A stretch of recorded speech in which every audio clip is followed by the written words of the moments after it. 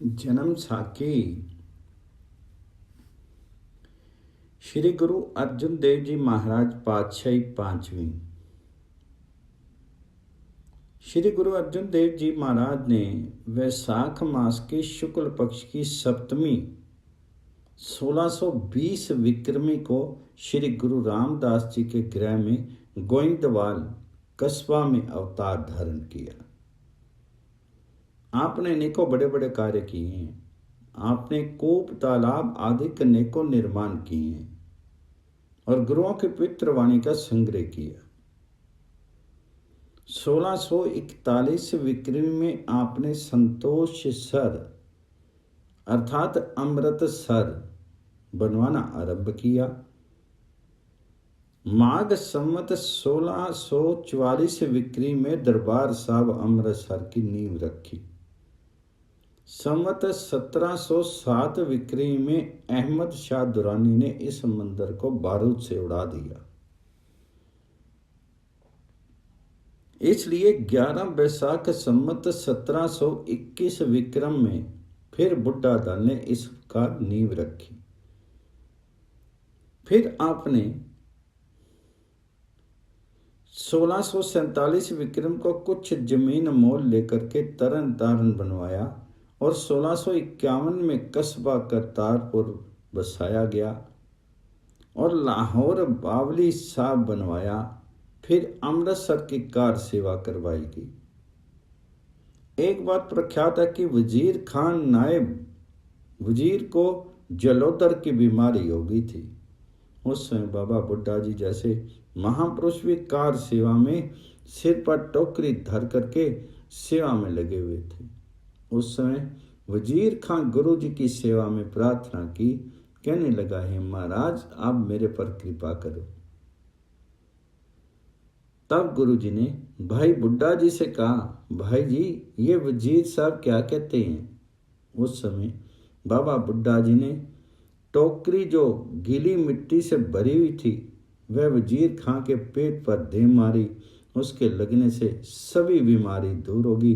तब से एक सुखमनी का पाठी गुरुजी से मांग करके मैं अपने साथ ही ले गया और उससे वजीर खां प्रत्येक दिन सुखमनी साहब सुनता रहा और कड़ा प्रसाद करवाता रहा। पश्चात अमृतसर में रामसर के तट पर बैठ करके गुरबाणी का संग्रह किया गया और अपनी बाणी भी उच्चारण करके गुरु जी ने भी श्री गुरु ग्रंथ साहब को पुस्तक का रूप प्रदान किया। इस महान कार्य में लगभग 2 वर्ष लगे। गुरु ग्रंथ साहब की पवित्र वाणी पर एक महात्मा के विचार ध्यान से श्रवण करने योग्य। कविता तेज परी शांत परी देव गुण क्रांति परी अच्छी बहु भांति भरी ज्ञान के समाज की। इस गुणवादी भरी शक्ति आलाद भरी अमृत सुहावों भरी रक्षक है लाज की। ओज भरी शक्ति भरी भाव भरी भक्ति भरी भारी अनुरक्ति भरी धसनी कपाज की। राग भरी योग भरी भोग भरी पुण्य में प्रयोग भरी वाणी ग्रंथ महाराज की। संवत 1655 विक्रमी में जब आपने श्री चंद्र जी के दर्शन बारठ गांव में जाकर किए तो आदि गुरुपुत्र मान करके आपने श्री चंद्र जी के आगे अत्यंत प्रेम से भेंट रखी।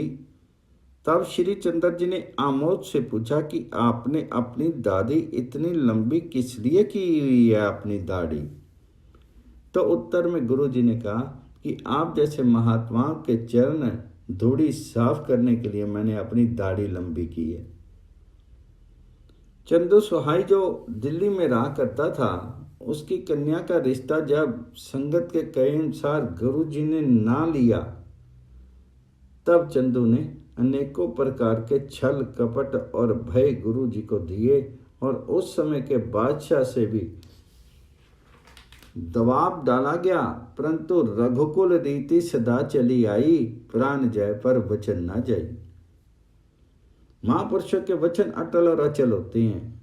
इसी प्रथा के अनुसार गुरु जी ने अनेक कष्ट सहन किए, यहाँ तक कि अपने प्राण भी न्यौछावर कर दिए, परंतु भयभीत होकर अथवा लोभवश अपने शब्द नहीं बदले। चंदू नीच ने जो कष्ट गुरु अर्जन देव जी को दिए, उनको स्मरण करके तो बड़े से बड़ा धैर्यवान भी धीर हो जाता है। उनका वर्णन अत्यंत कठिन है। दिग्दर्शन मात्र चंदू महान नीच सेवा करने के बहाने गुरु जी को अपने घर ले गया और कहने लगा कि यदि आप मेरी लड़की का नाता नहीं लोगे तो मैं आपको कष्ट दूंगा। तो गुरु जी ने उच्चारण किया, त्रिया तेल रन सूरमा होत न दूजी वार। फिर गुरु ग्रंथ साहब में भी लिखा है, निसी वासर नखी अत्र विनाशी रवि ससियर बेनादा। गिरी वसुदा जल पवन जाएगा एक साधु वचन अटलाधा।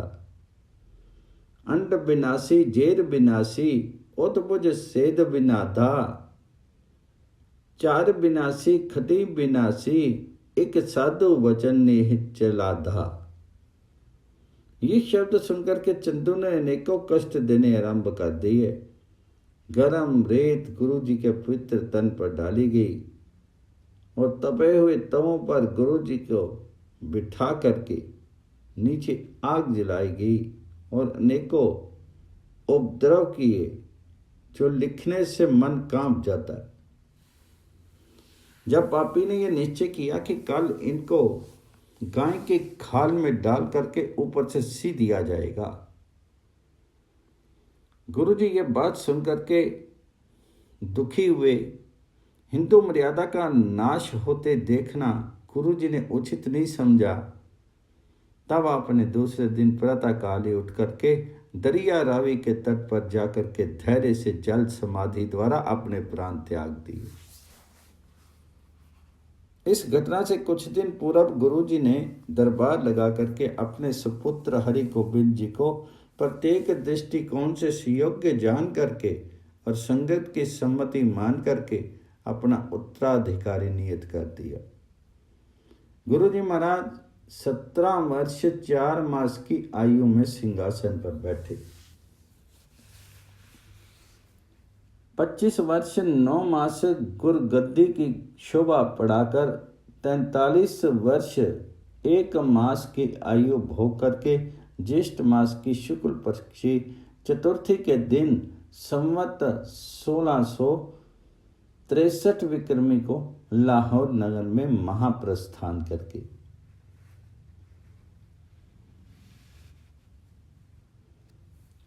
जन्म साखी श्री गुरु हरगोबिंद जी महाराज पातशाही छठी।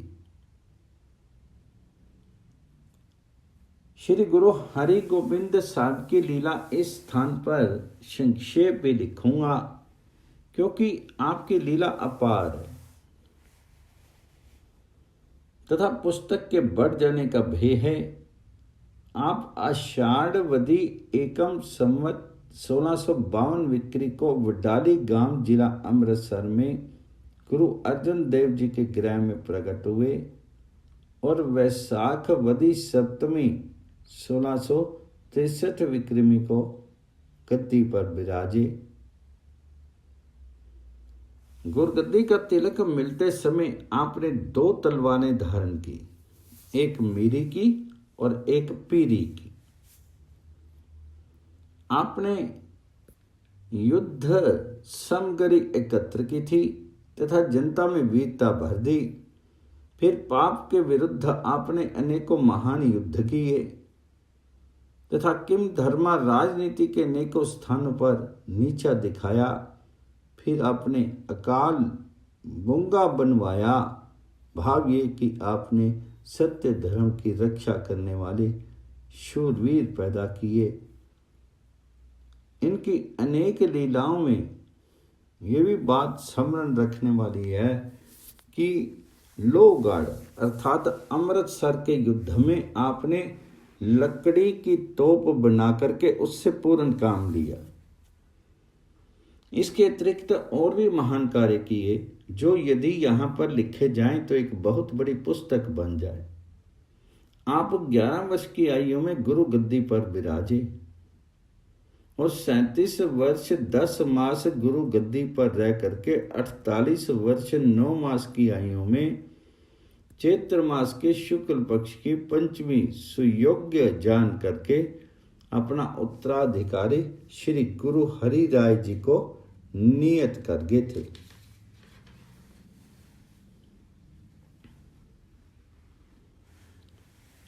जन्म साखी श्री गुरु हरि राय साहब जी पातशाही 7वीं। श्री गुरु हरि राय जी बाल्यकाल से ही सतोगुणी थे। भजन करना, सदुपदेश करना, लंगर लगाना आदि आपकी दैनिक क्रिया थी। इतना समृद्ध रहा कि श्री गुरु नानक देव जी महाराज तक भजन पाठ तथा लंगर गरीबों के लिए मूल्य के बिना रोटी का प्रबंध ये नियम पूर्णतः पालन करके दिखाया है। जो आपके शरण में आ जाए उसकी रक्षा करनी आपने अपना मुख्य कर्म माना हुआ था। एक बार राजा ताराचंद का दीवान जिसका नाम सोनू था वह भाग करके गुरु जी के पास आ गया। तब गुरु जी ने राजा की दी हुई जागीर त्यागनी और ताराचंद का राज्य से निकल आना स्वीकार कर लिया, परंतु शरण आए हुए सोनू को नहीं धकेला।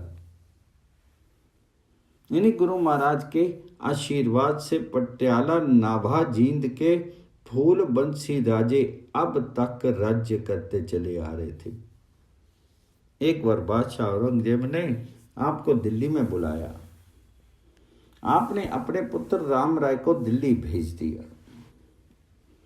राम राय ने 72 करामात अलौकिक कार्य बादशाह को दिखाए और बादशाह के रोब में आकर के श्री गुरु नानक देव के महावाक्य को उल्टा करके बयान किया, अर्थात मीठी मुसलमान दी के स्थान पर मीठी बेईमान ही कह दिया।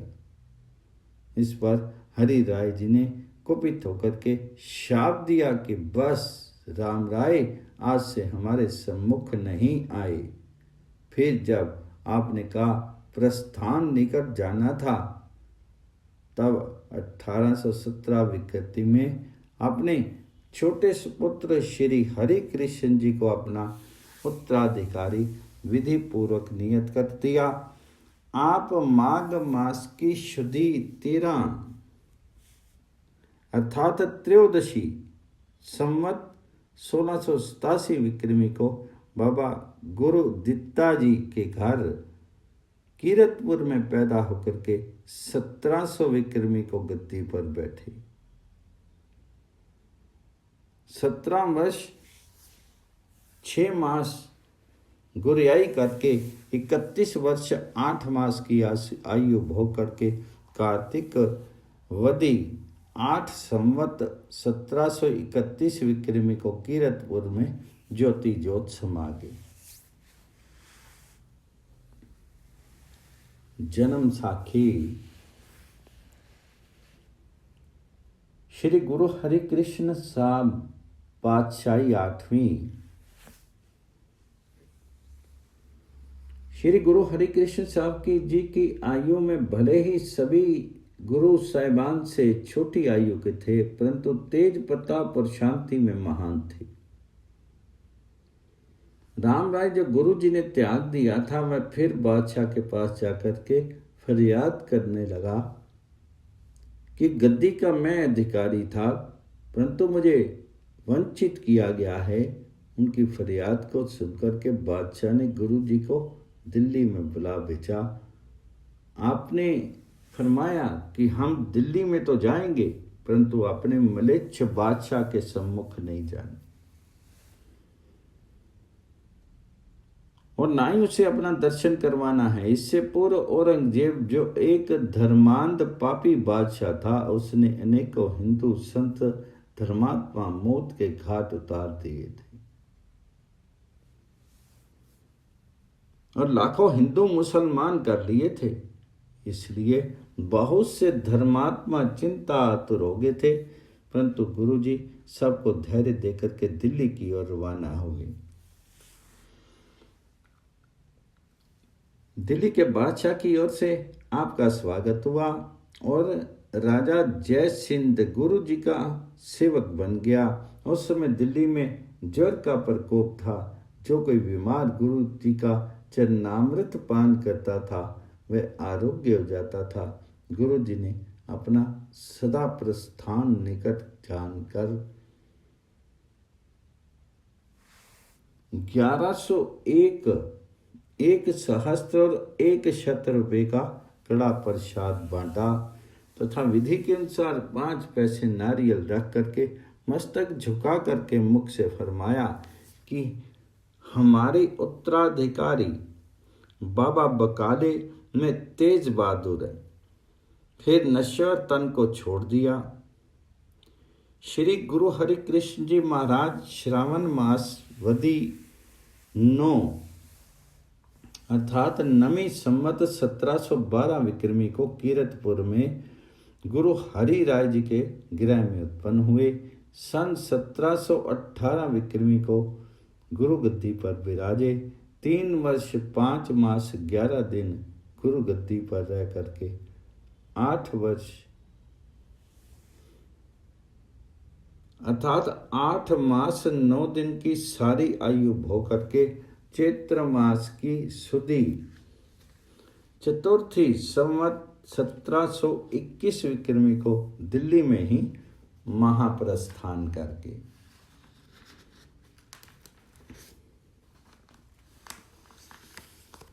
जन्म साखी। श्री गुरु तेग बहादुर जी महाराज बादशाही 9वीं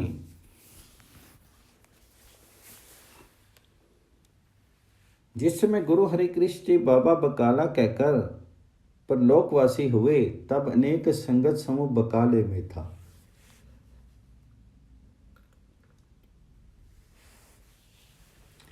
वह बकाले में आकर के गुरु की भाल करने लगे थे। उस समय गुरु तेग बहादुर जी छिपे रहा करते थे, तो बकाला में अनेकों गुरु बन करके बैठ गए थे। अंत में मक्खन शाह लुबाने ने गुरु तेग बहादुर जी की भाल कर ही ली। ये कथा बहुत ही लंबी है। संक्षेप यह है कि उसने 5 या 500 स्वर्ण मुद्रा भेंट करने की प्रतिज्ञा की थी। जब उसने बहुत से गुरु बने देखे तो 2-2 मोहरें रख करके प्रणाम किया। सभी ने ले ली। जब गुरु तेग बहादुर के आगे भी 2 मोहरें रखी गई तब उन्होंने कहा कि बाकी 498 कहाँ हैं। बस इसी परीक्षा ने मक्खन शाह के नेत्र खोल दिए। उसने शोर मचा दिया कि असली गुरु मिल गया और सभी ने स्वीकार करके नमस्कार किया। संवत 1721 विक्रमी में गुरु गद्दी पर तिलक बाबा गुरु दित्ता जी ने दे दिया और गुरु हरिकृष्ण जी की ओर से नमस्कार किया। 1722 विक्रमी में आपने आनंदपुर बसाया और उसी नगर में निवास करने लगे।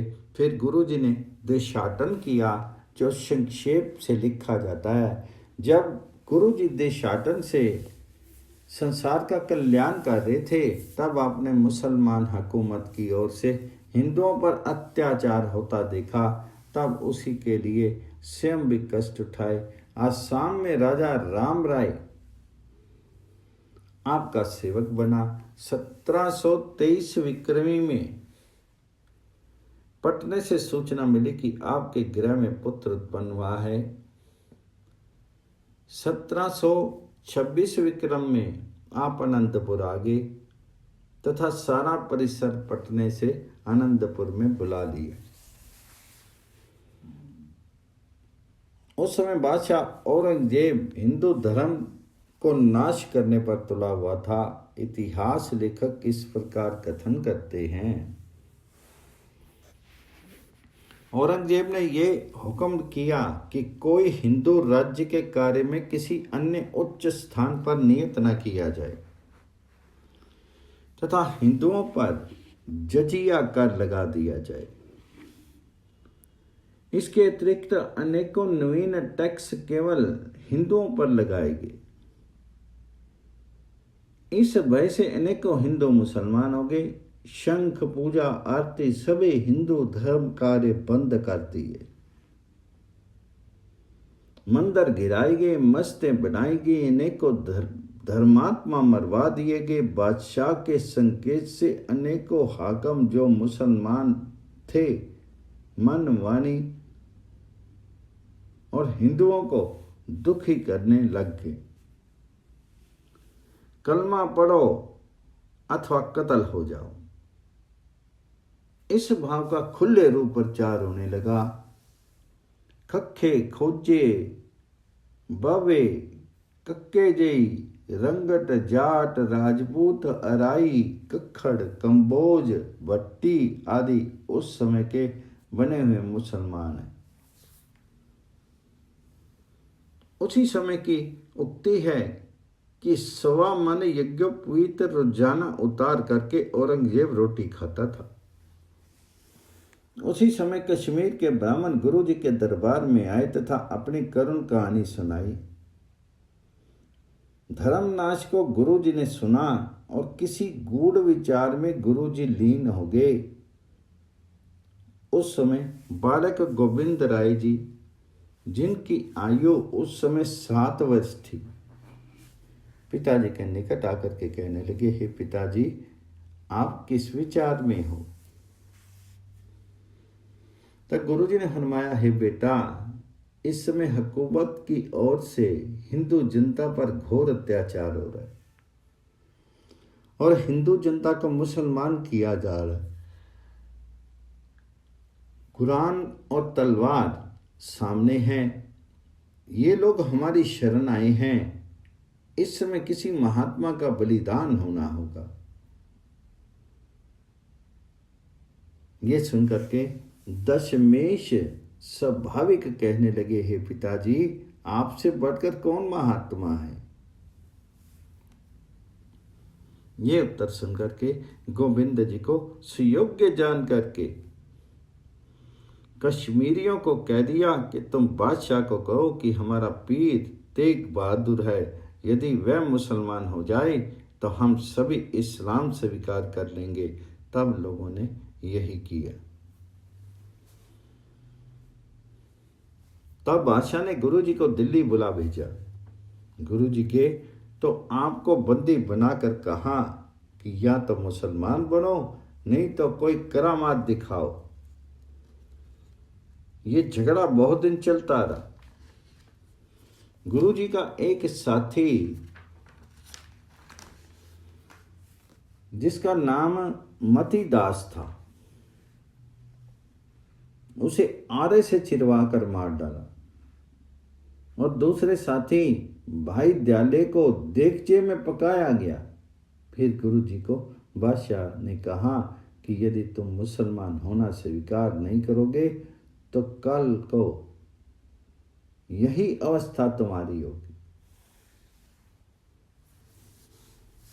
गुरु जी ने बलि दिवस निकट जान करके अपना उत्तराधिकारी मार्गशीर्ष शुक्ल पक्ष की पंचमी संवत 1731 विक्रमी को गुरु गोविंद जी को नियत करके विधि पूर्वक भेंट को आनंदपुर में भेज दिया तथा श्लोक उच्चारण किया। श्लोक: चिंता ताकी कीजिए जो अनहोनी होए, ई मार्ग संसार को नानक थिर नहीं कोई।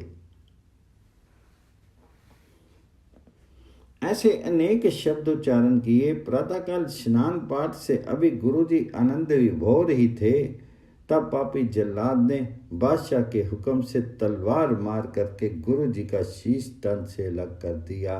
गुरु जी के बलिदान के ने जनता में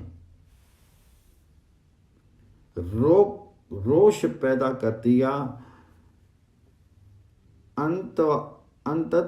अतः बदला लेने की धुन सवार हो गई। अनेकों शूरवीर धर्म के ऊपर न्यौछावर होने को तैयार होने लगे। गुरुजी बलिदान ने समय को ही बदल दिया। घर घर में गुरुजी को पवित्र याद के गीत गाने लगे। लोग त्राही त्राही करने लगे। सारे भारत में अंधकार छा गया। गुरु तेग बहादुर जी वैसाख सदी पंचमी 1678 विक्रमी में अमृतसर में श्री गुरु हरि गोबिंद जी के घर प्रकट हुए।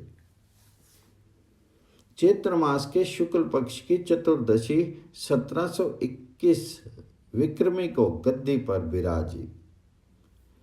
10 वर्ष 5 मास 12 दिन गुरियाई करके 54 वर्ष 4 दिन आयु भोग करके 1732 विक्रमी मार्गशीर्ष शुक्ल पक्ष की पंचमी को महाप्रस्थान करके महायात्रा स्थान दिल्ली है।